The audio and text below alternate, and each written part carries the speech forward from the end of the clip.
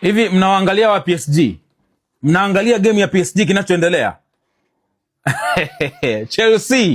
Chelsea, nawaomba sana, mkikamata hii timu kwenye round of 16 kwenye UEFA Champions League, nataka kuona mnanipigia PSG mpaka roho yangu inaridhika brother.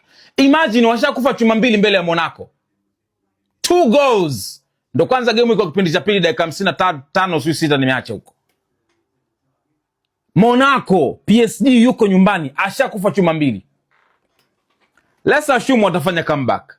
Lakini kweli hii PSG ya kufanya comeback, tujaribu tu kuwaza pengine wanaweza kufanya comeback.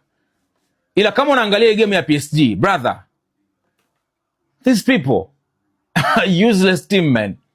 Kabisa. How man?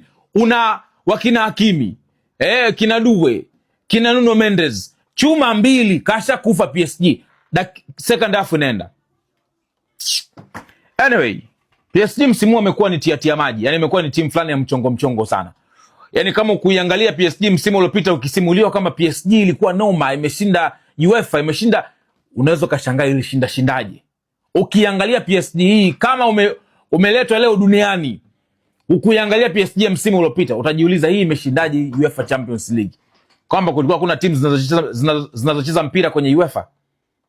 Angalia utumbo wanaofanya leo. Game iliyopita pia. Oh my gosh.